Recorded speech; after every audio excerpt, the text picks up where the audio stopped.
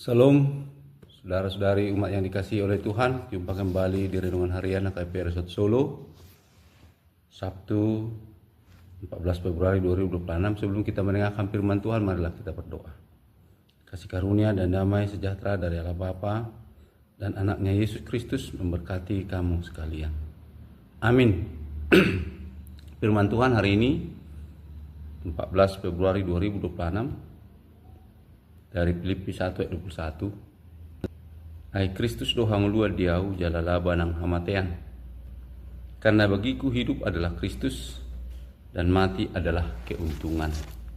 Demikian firman Tuhan. Saudara-saudari yang dikasihi Tuhan Yesus Kristus, mengetahui tujuan hidup akan menentukan bagaimana kita bersikap dan melihat dan menjalaninya.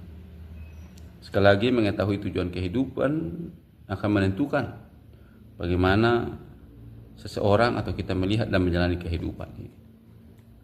Saudara-saudari, jika kita menjadikan tujuan hidup kita memuliakan Tuhan, maka kita akan menjalani hidup sesuai dengan kehendak Tuhan. Tujuan akan mengarahkan seluruh sikap dan tindakan kita pada tujuan dimaksud.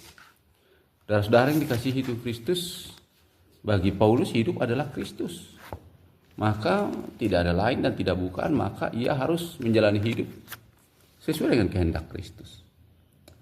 Saudara-saudara, ungkapan hidup adalah Kristus, mati adalah keuntungan terdengar cukup mengagetkan tentunya. Jika Paulus sedang membandingkan kehidupan dan kematian, sejatinya dia akan menggunakan dua kata yang bertentangan untuk menerangkan keduanya. Misalkan hidup adalah kerugian, mati keuntungan. Tapi ternyata Paulus menggunakan dua kata yang sama-sama positif. Hidup adalah Kristus dan mati keuntungan. Kenapa? Saudara-saudara, karena bagi Paulus kehidupan dan kematian tidak perlu dipertentangkan.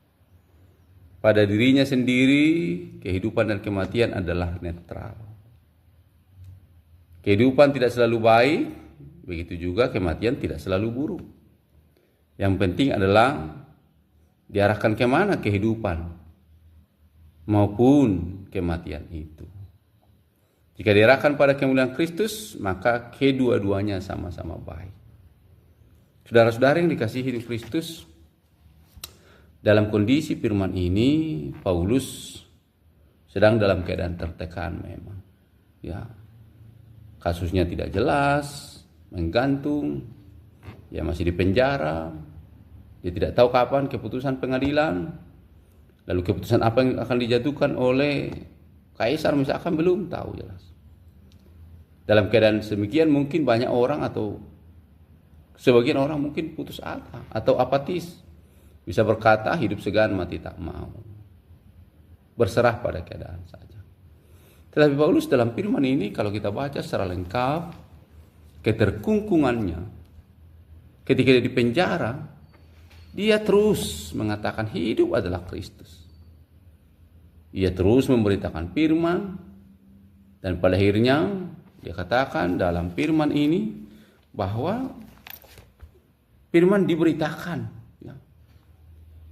Firman terus diwartakan, Kristus terus diwartakan.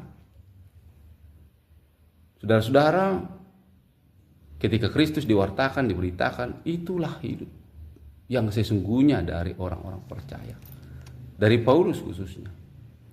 Dan jikapun, ya, dikatakan dalam firman ini, kita baca Filipi 1 ayat 1 sampai ayat 21 sampai 26. Ibu Bapa,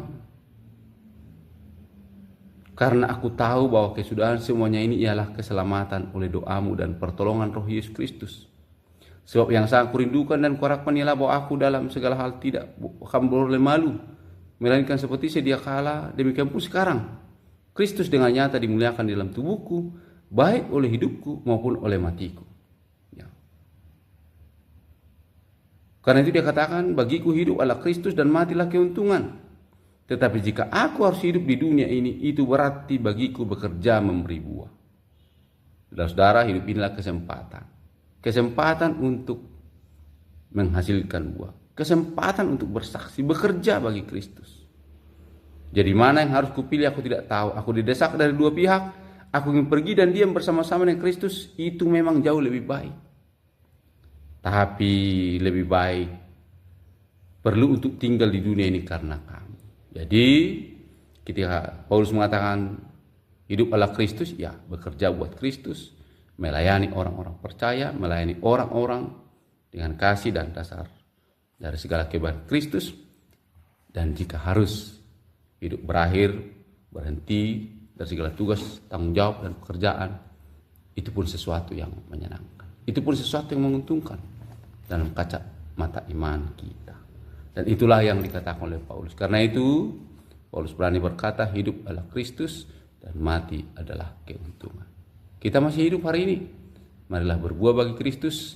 Marilah bersaksi tentang keselamatan.